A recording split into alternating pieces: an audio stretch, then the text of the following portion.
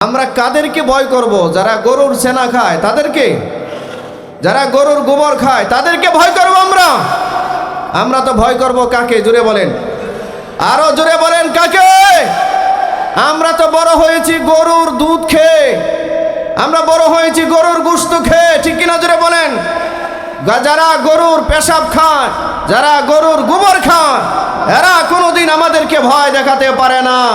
আমরা ভীত কোনো জাতিও নয়, ঠিক কিনা? জোরে বলুন, আমরা ভীত জাতি নই। বাংলাদেশের মানুষ প্রতিরোধ করবার জন্য যার যার কাছে যা আছে তা নিয়ে চলে গেছে।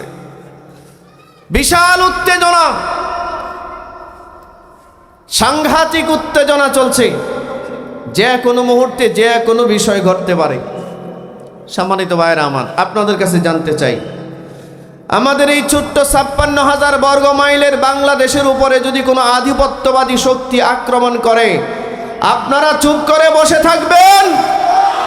যদি কোনো আধিপত্যবাদী, কোনো জালিম আবার আমাদের উপরে ছড়ি ঘোরাবার চেষ্টা করে, আমাদেরকে নিয়ন্ত্রণ করবার চেষ্টা করে, বাংলাদেশের স্বাধীনতা সার্বভৌমত্বকে ভূলুণ্ঠিত করবার দুঃসাহস যদি কেউ দেখায়, আমরা কেউ বসে থাকবো না, ঠিক কিনা? জোরে বলুন। প্রয়োজনে আবারও শাহজালালের সেই হাতিয়ার হাতে ধারণ করে আবারও রাজপথে সীমানা রক্ষার জন্য যদি জীবন দিতে হয়, আমরা জীবন দিতে প্রস্তুত আছি তো ইনশাআল্লাহ। সম্মানিত ভাইয়েরা আমার, ইতিহাসের সবচেয়ে ভয়ানক এক পরিস্থিতির সম্মুখীন বাংলাদেশ সৃষ্টি হওয়ার পরে এতটা কঠিন এবং সংকটময় মুহূর্ত বাংলাদেশের এর আগে কখনো যায় নাই। আমাদের দেশের ভেতরের শত্রু, বাইরের শত্রু সব মিলিয়ে আমরা খুব সংকটের ভিতরে, ঠিক কিনা? আমাদের পার্শ্ববর্তী দেশের দাদাবাবুরা ইচ্ছা করে আমাদের ঘাড়ের উপরে যুদ্ধ চাপিয়ে দেওয়ার চেষ্টা করছে, ইচ্ছা করে। আপনারা দেখতে পাচ্ছেন, গতকাল আমাদের বাংলাদেশের এক সীমানায়, যেখানে নো মেন্স ল্যান্ডস, এই যেই জায়গার মধ্যে কোনো স্থাপনা তৈরি করার আন্তর্জাতিক আইনে নিষেধাজ্ঞা আছে, এই আন্তর্জাতিক আইনকে লঙ্ঘন করে ভারতীয় বিএসএফ সেখানে তারা কাঁটা তারের বেড়া দিতে চাচ্ছিল। বাংলাদেশের সাধারণ জনগণ এবং বাংলাদেশের বিজিবি এটার প্রতিবাদ করেছে, বিধায় তারা অস্ত্র ত্যাগ করে বাংলাদেশের দিকে, জনগণের দিকে অস্ত্র দিবে হুমকি দিয়েছে। তো বাংলাদেশের জনগণ এর আগে ভয় করত, এখন আর ভয় করে না, ঠিক কিনা? জোরে বলেন। ভয় করার সময় আমাদের নাই। আমরা কাদেরকে ভয় করব? যারা গরুর ছানা খায় তাদেরকে, যারা গরুর গোবর খায় তাদেরকে ভয় করব আমরা। আমরা তো ভয় করব কাকে? জোরে বলেন, আরো জোরে বলেন, কাকে? আমরা তো বড় হয়েছি গরুর দুধ খেয়ে, আমরা বড় হয়েছি গরুর গোশত খেয়ে, ঠিক কিনা? জোরে বলেন। যারা গরুর পেশাব খায়, যারা গরুর গোবর খায়, এরা কোনোদিন আমাদেরকে ভয় দেখাতে পারে না। আমরা ভীত কোনো জাতিও নয়, ঠিক কিনা? জোরে বলুন, আমরা ভীত জাতি নই। বাংলাদেশের মানুষ প্রতিরোধ করবার জন্য যার যার কাছে যা আছে তা নিয়ে চলে গেছে। বিশাল উত্তেজনা, সাংঘাতিক উত্তেজনা চলছে। যে কোনো মুহূর্তে যে কোনো বিষয় ঘটতে পারে।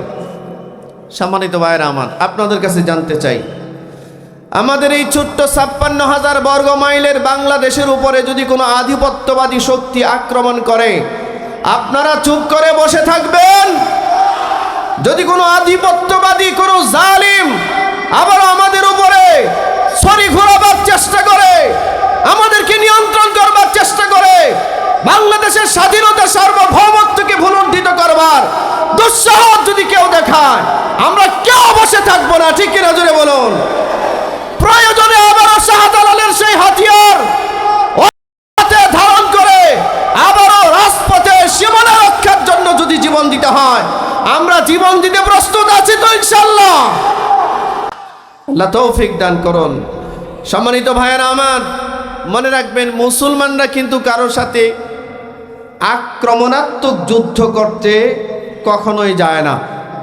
মুসলমানের উপরে যখন আক্রমণ করা হয়, মুসলমানরা সেই যুদ্ধে প্রতিরোধমূলক অংশগ্রহণ করে। মনে রাখতে হবে আমাদের, যেই হাতে তসবিহ গোনা সুবহান আল্লাহর তসবিহ পড়া ইবাদত, যেই হাতে আলহামদুলিল্লাহর তসবিহ পড়া ইবাদত, যেই হাতে আল্লাহু আকবারের তসবিহ পড়া ইবাদত, একই হাতে জালিমের মোকাবেলায়, কাফের মুশরিক মাজুসিদের মোকাবেলায়, আল্লাহ এবং তার রাসূলের দুশমনদের মোকাবেলায় ধারণ করা ওই হাতে, সেটাও ইবাদত। ঠিক কিনা জোরে বলুন। এ কারণেই তো মুহাম্মদুর রাসূলুল্লাহ সাল্লাল্লাহু আলাইহি ওয়াসাল্লাম জীবনে 26 থেকে 27টা যুদ্ধের চিফ অফ কমান্ডারের দায়িত্ব পালন করেছেন।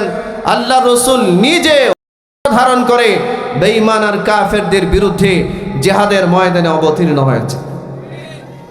সম্মানিত ভাইয়েরা আমার, বিগত 16 বছর যাবৎ জিহাদের আলোচনা মাহফিলে করা যেত না। ঠিক কিনা জুড়ে বলেন। 16 বছর যাবৎ জিহাদের আলোচনা মসজিদের মিম্বার থেকে করা যেত না।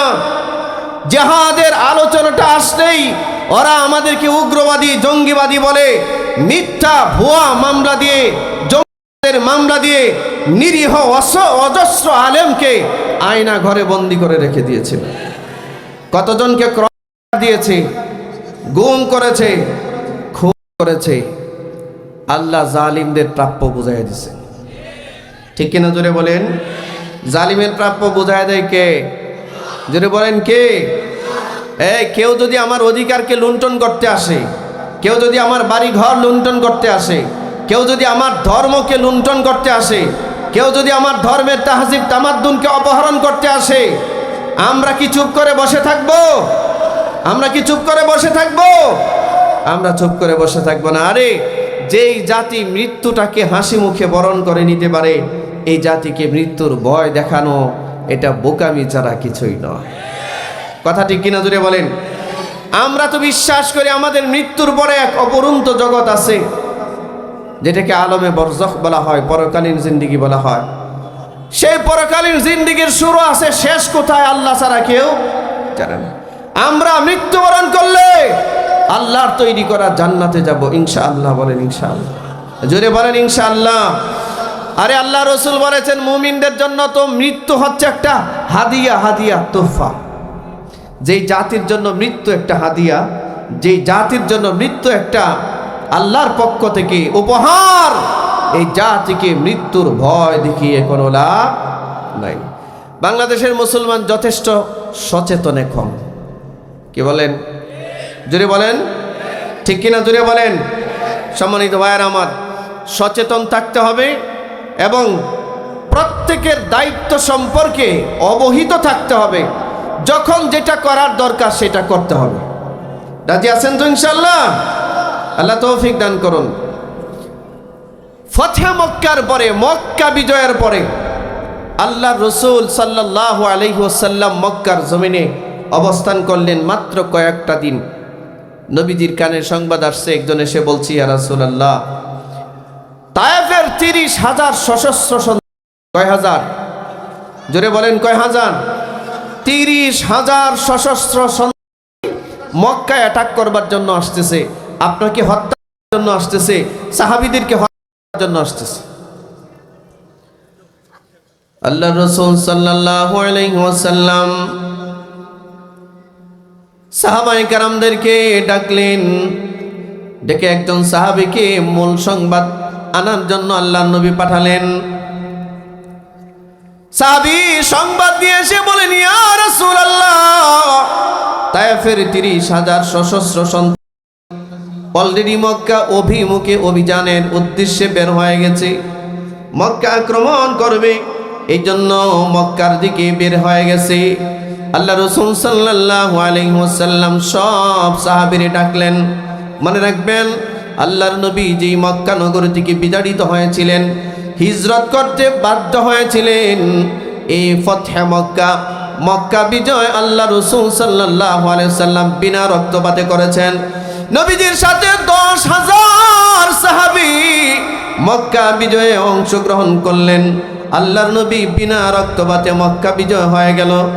আল্লাহ রসুলের কাছে সংবাদ আসার পর আল্লাহর নবী 10,000 সাহাবীকে ডাকলেন।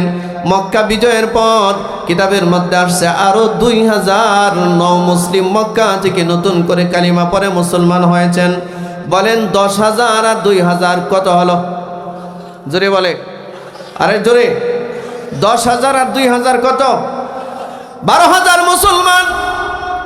12,000-এর ভিতরে মুসলিম 2,000-এর ভিতরে কিছু আছে পাক্কা মুনাফিক, একদম মুনাফিক।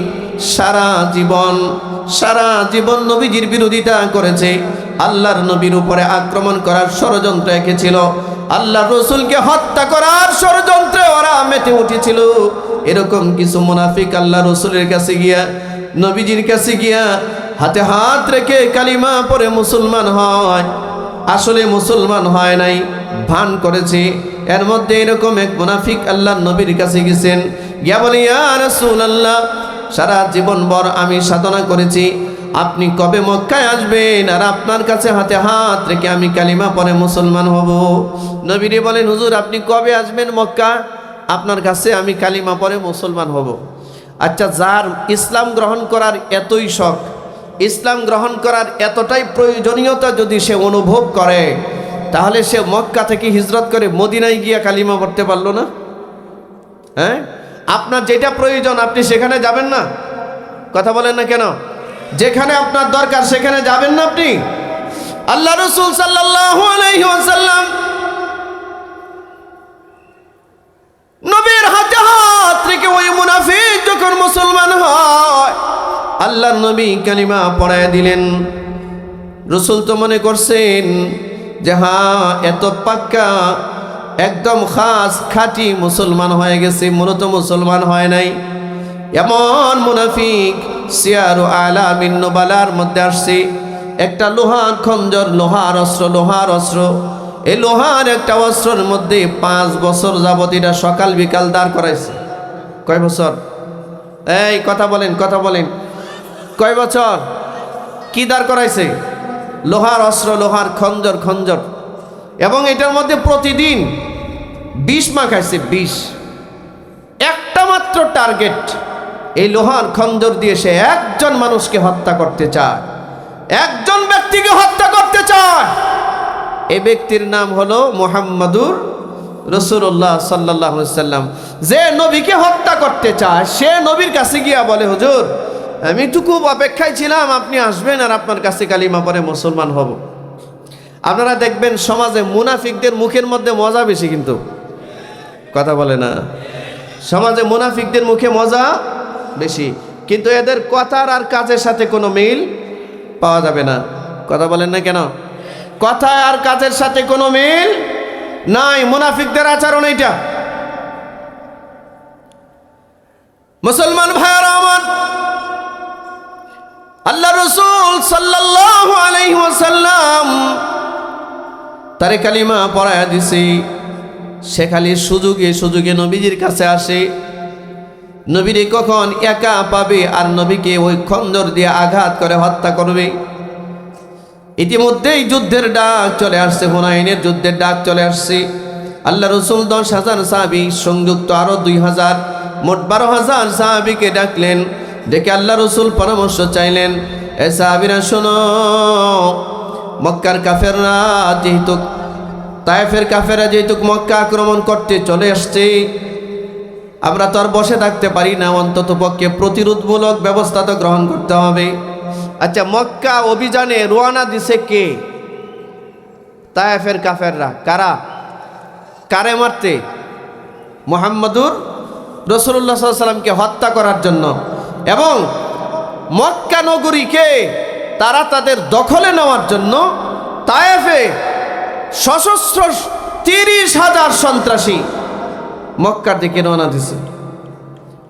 আল্লাহ রাসূল সাল্লাল্লাহু আলাইহি ওয়াসাল্লাম সাহাবীদেরকে জিজ্ঞাসা করলেন, আচ্ছা তোমরা কি বলো, আমরা কি করতে পারি? সাহাবায়ে কেরাম বলেন, হুজুর ওরা রওনা যখন দিয়ে দিছে তখন আর চুপ করে বসে থাকার সময় নাই, আমরাও প্রতিরোধমূলক যুদ্ধের ব্যবস্থা করব।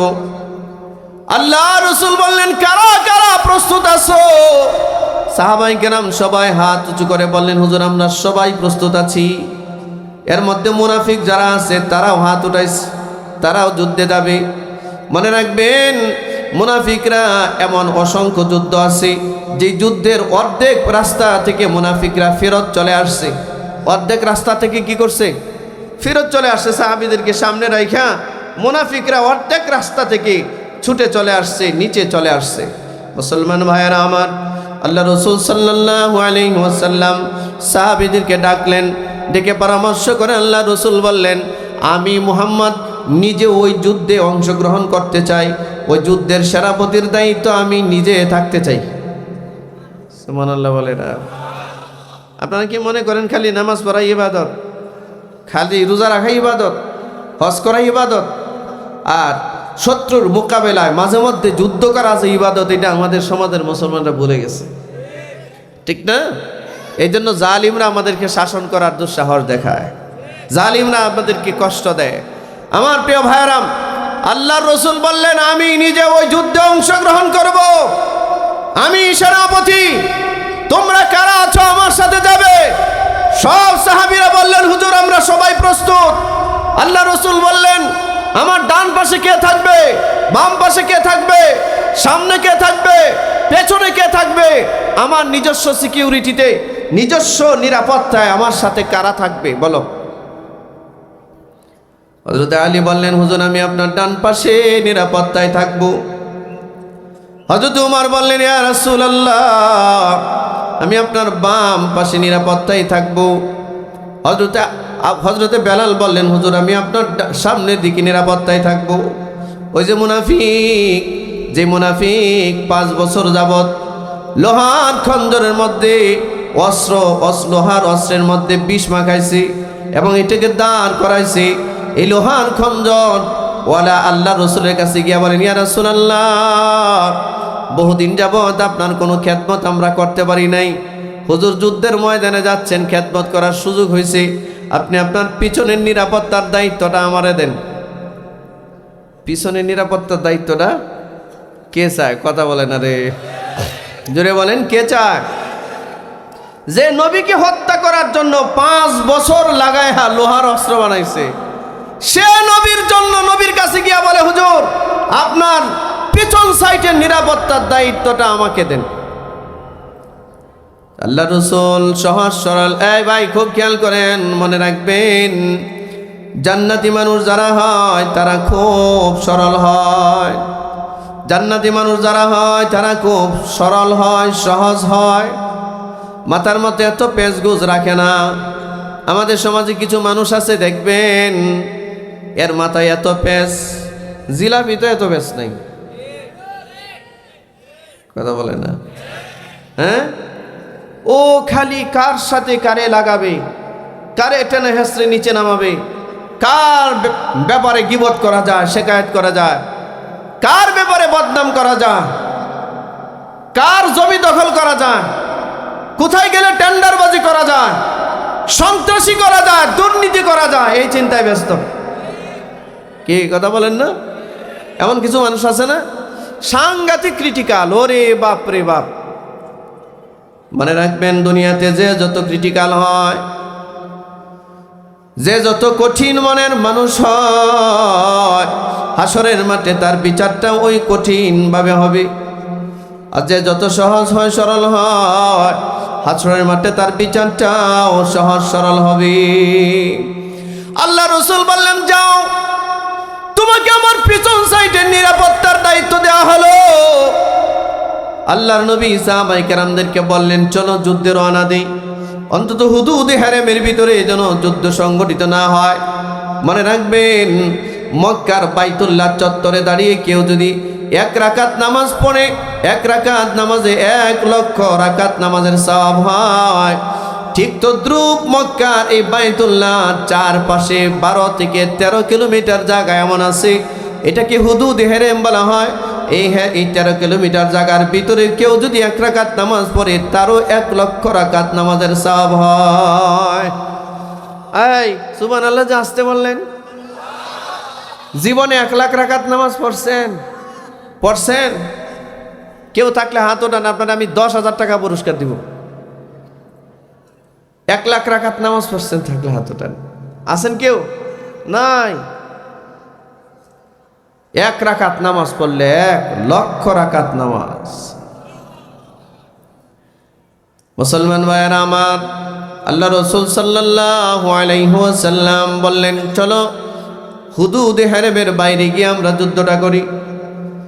সাহাবায়ে কেরামদেরকে নিয়ে আল্লাহর নবী মক্কার হুদুদে হারামের বাইরে চলে গেছেন। মক্কার ভিতর থেকে বের হইয়া হুনাইনের ময়দানে তায়েফের কাফেরদের সাথে আল্লাহর নবীর মোকাবেলা হয়েছে। নবীজির সাথে সাহাবীর সংখ্যা 12,000, কয় হাজার, আর কাফেরের সংখ্যা 30,000। কথা কয় না?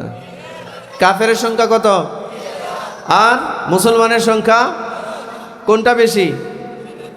জোরে বলেন কোনটা বেশি?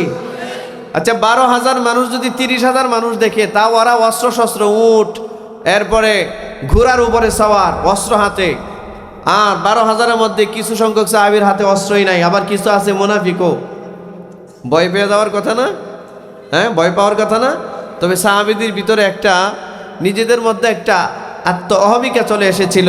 তারা মনে করেছিল, আরে এত সাহাবী নিয়ে এত কোনো যুদ্ধে আমরা কখনো যাইনি। হ্যাঁ, হুনাইনের যুদ্ধে, এত বড় যুদ্ধে এত সংখ্যক সাহাবী আমরা যাচ্ছি। সাহাবীদের ভিতরে কিছুটা আত্মগরিমা চলে আসছিল। আল্লাহ বলেন, এই আত্মগরিমার দ্বারাই যুদ্ধের ময়দানে, অস্ত্রের দ্বারাই যুদ্ধের ময়দানে আমি তোমাদেরকে বিজয় দেই না। মুসলমানদের বিজয় নির্ভর করে আল্লাহর উপর। মুসলমানদের বিজয় নির্ভর করে আল্লাহর সাহায্যের উপর। ঠিক কিনা জোরে বলুন? মুসলমানরা অস্ত্রের উপরে নির্ভরশীল নয়, মুসলমানরা পারমাণবিক অস্ত্রের উপরে নির্ভরশীল নয়, মুসলমানরা নির্ভরশীল আল্লাহর উপর। ঠিক কিনা? মুসলমান ভাইয়েরা আমার, আল্লাহ রাসূল সাল্লাল্লাহু আলাইহি ওয়াসাল্লাম যুদ্ধের ময়দানে যখন যাচ্ছেন, হঠাৎ করে এত বিশাল সাহাবী, 12,000 সাহাবী, এত বিশাল সংখ্যা বেঈমান কাফেরদেরকে দেখে ভয় পেয়ে গেছে। ভিতরে আল্লাহই ভয় ঢুকায় দিছে। কাফেরদেরকে দেখে সাহাবায়ে কেরাম দৌড়তেছে, যার যার জীবন বাঁচাবার জন্য দৌড়াচ্ছে। ধরেন একজন সাহাবীকে হত্যা করার জন্য 20 জন কাফের দৌড়াইতেছে। এই সাহাবী নিজের জীবন রক্ষা করার জন্য দৌড়াচ্ছে। আল্লাহ রাসূল সাল্লাল্লাহু আলাইহি ওয়াসাল্লাম তিনিও যাচ্ছেন। নবীজির ডান পাশে হযরতে আলী, বাম পাশে হযরতে ওমর, সামনে হযরতে বেলাল, আর পিছনে কে? মুনাফিক। 5 বছর যাবত লোহার খঞ্জরে শান দিছে। শান কুরবানির ঈদের সময় ছুরি যেমন শান দেয়, সেরকম শান দিছে। কয় বছর? জোরে বলেন কয় বছর? এবং এটার মধ্যে বিষ মাখাইছে। তার উদ্দেশ্য হলো, এটা দিয়া যদি মুহাম্মদ সাল্লাল্লাহু আলাইহি সাল্লামকে আঘাত করি, আঘাতে যদি মারা না যায়, অন্তত যেই পরিমাণ বিষ মাখাইছি, বিষের আঘাতে যেন জাগায় মারা যায়। ষড়যন্ত্রকারী তারে দিছে নবীজি পিছনের সাইডে নিরাপত্তার দায়িত্ব। ভালো মানুষটা দিছে না? হ্যাঁ, এটা যেমন কোনো শিয়ালের কাছে যদি মুরগি কেউ আমানত রাখে আর কি, যে মুরগিটা আমানত রাখলাম, তুমি রাখো। শিয়ালে যেমন মুরগির আমানত রাখতে পারে না, মুনাফিকরাও কোনোদিন হক পথে থাকতে। মুসলমান ভাইয়েরা আমার, আল্লাহ রাসূল সাল্লাল্লাহু আলাইহি ওয়াসাল্লাম যুদ্ধে যাইতেছেন। সাহাবায়ে কেরাম বিক্ষিপ্ত হয়ে গেছেন, এক এক দিকে দৌড়ানি শুরু করছেন। হযরত ওমর বলেন, ইয়া রাসূলুল্লাহ, হুনাইনের যুদ্ধের ময়দান খালি, আপনার সাহাবীরা নাই, যার যার মতো দৌড়াচ্ছে, যার যার মতো সাহাবায়ে কেরাম পলায়ন করতেছে। নবীজি, আপনার দ্বারা আর একটা কদম সামনে আগানো ঠিক হবে না, আপনি আর সামনে আগায়েন না। আপনার জীবন নিরাপত্তাহীনতায় ভুগতেছে, আপনি আর সামনে আগায়েন না। আল্লাহ রাসূল বললেন, হে ওমর, আমি কোনো মিথ্যা নবী নই, আমি কোনো ভণ্ড নবী নই। যুদ্ধের ময়দান থেকে, জিহাদের ময়দান থেকে কোনো নবীর জন্য পালিয়ে যাওয়া বৈধ নয়। ওমর, হুনাইনের যুদ্ধে কেউ যদি না যায়, আমি মুহাম্মদুর রাসূলুল্লাহ একাই 30,000-এর বিরুদ্ধে যুদ্ধ করব। আল্লাহু আকবার বলুন। এই হলো আমাদের ধর্মের নবী, তার ইমানি স্পিরিট এরকম। ভারতের দাদারা আমাদেরকে হুমকি দেয়, বলে আমরা যদি পেশাব করে দেই ওরা যদি পেশাব করে দেয় তা আমরা নাকি ভেসে যাব। হ্যাঁ, পাগল যে পাগল, ও যে পাগল এটাও তো বুঝে না, ঠিক না? যারা নিজেরা গরুর পেশাব খায় ওরা ওজি পেশাব করে দেবে। এখনো কোটি কোটি ভারতীয় আছে যেগুলো টয়লেট কারে কয় চিনে না। ওরা টয়লেট কাকে বলে জানে না, চিনে না। এরকম একটা অসভ্য বড় বড় জাতি ভারতের। এরকম মহারাষ্ট্রে গরুর দুধের চেয়ে, পত্রিকায় দেখলাম, গরুর দুধের চেয়ে গরুর সেনার দাম বেশি। দুধের চেয়ে কিসের দাম বেশি? হ্যাঁ, গরুর সেনার দাম বেশি। চিন্তা করেন। আমার এমন এমন ঠাকুর মাকুর আছে এটি বছরে একবার গোসল করে, দাড়ি মোজ কিচ্ছু কাটে না। আল্লাহ, কি অবস্থা দেখেন, কি হালত তার। হে বছরে একবার গোসল করবে গঙ্গায় গিয়া। যদি গঙ্গায় চান্স না পায় তাহলে গরুর সেনাইতে গোসল করবে। এদের লাইফস্টাইল এটা। আবার ওই দিন যমুনা টেলিভিশন থেকে সংবাদ পেশ করছে, ভারতের এক ঠাকুর 32 বছর যাবৎ গোসল করে না। কত বছর? আয় আল্লাহ, আমরা যদি 32 ঘন্টা গোসল না করি তাহলে হালত শেষ। কথা বলেন না কেন? হ্যাঁ, আচ্ছা, যেই মানুষটা 32 বছর যাবৎ গোসল করে না, এটা কি মানুষের জায়গায় আছে?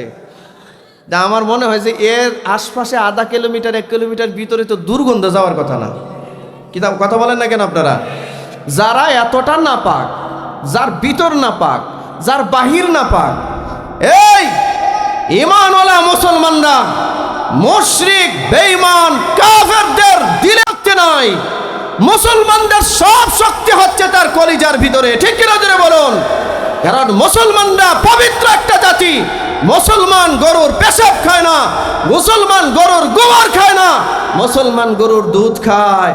এদের শক্তি হৃদয়ে, এদের শক্তি আল্লাহর সাহায্যে, ঠিক কিনা? মুসলমান ভাইয়েরা আমার, আল্লাহ রাসূল বললেন, ওমর, যুদ্ধের ময়দান থেকে আমি বিন্দু পরিমাণ পিছপা হব না। যদি কেউ হুনাইনের ময়দানে কাফেরদের বিরুদ্ধে যুদ্ধ না করে, তারপরেও আমি মুহাম্মদুর রাসূলুল্লাহ সাল্লাল্লাহু আলাইহি ওয়াসাল্লাম একাই তাদের বিরুদ্ধে যুদ্ধ করব। সুবহানাল্লাহ বলতেন না? রাসূল বলেন যে আমি একাই তাদের বিরুদ্ধে যুদ্ধ করব। বলেন তো দেখি, আল্লাহ রাসূল সাল্লাল্লাহু আলাইহি ওয়াসাল্লাম আমাদেরকে কি শিখাইলেন? জোরে বলেন, কি শিখাইলেন? যুদ্ধের ময়দান থেকে পালিয়ে যাব আমরা নাকি?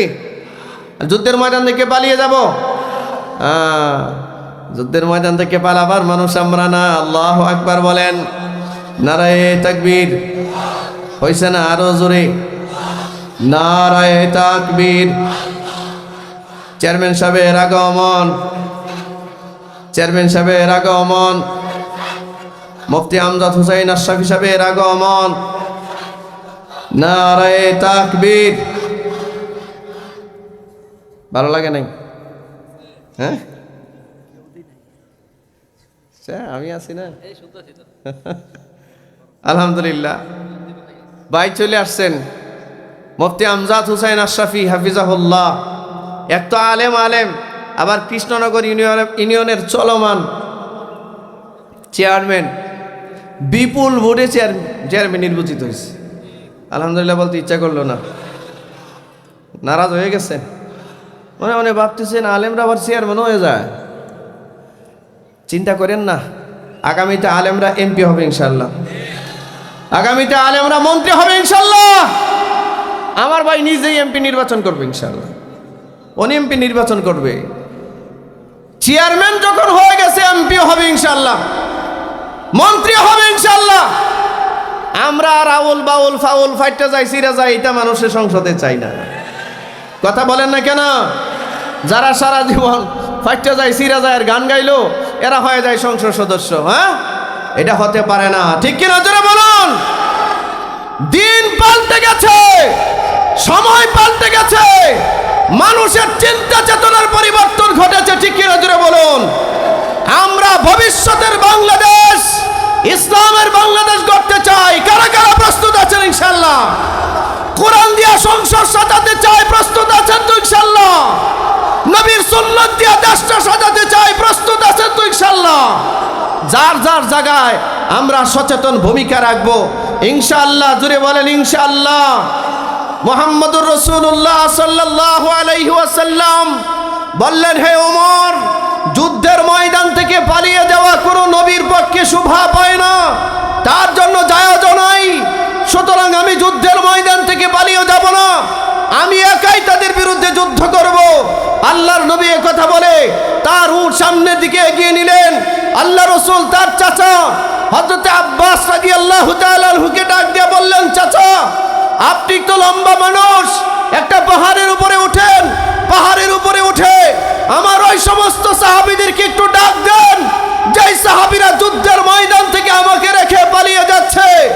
আপনি তাদেরকে ডাক দিয়ে বলেন, তারা তো বাইআতে আকাবায় আমার হাতে হাত রেখে শপথ করেছিল, তারা তো বাইআতে রিদওয়ানে আমার হাতে হাত রেখে শপথ করেছিল, আমাকে কখনো যুদ্ধের ময়দানে শত্রুর সামনে একা রেখে পালিয়ে যাবে না। আপনি তাদেরকে আহ্বান করুন। হযরত আব্বাস রাদিয়াল্লাহু তাআলা আনহু একটা পাহাড়ের উপরে উঠে সমস্ত সাহাবীদেরকে ডাক দিয়ে বললেন, হে বিশ্বনবীর সাহাবীরা, হে সাইয়্যিদুল মুরসালিনের সাহাবীরা, তোমরা যারা বাইআতে রিদওয়ানে নবীর হাতে হাত রেখে ওয়াদা করেছিলে, তোমরা যারা বাইআতে আকাবায় আল্লাহর নবীর হাতে হাত রেখে শপথ করে বলেছিলে, ইয়া রাসূলুল্লাহ, প্রয়োজনে নিজেদের জীবন বিলীন করব, তারপরে আপনাকে একা রেখে যুদ্ধের ময়দান থেকে পালাবো না। আপনারা কে কোথায় আছেন সবাই ফিরে আসুন। ডাক দিতে দেরি, সব সাহাবীদের কানে আল্লাহ আওয়াজ পৌঁছায় দিচ্ছে। 100 কিলোমিটার বেগে দৌড়তেছে, জাগাত হার্ট ব্রেক করছে, যুদ্ধের মোড় ঘুরে গেছে। আল্লাহ মুসলমানদেরকে বিজয় দিচ্ছেন। অনেক অনেক লম্বা কথা, অনেক সুন্দর এক আলোচনা। আগামীকালকেও আসি, আমি তো আসি ইনশাআল্লাহ।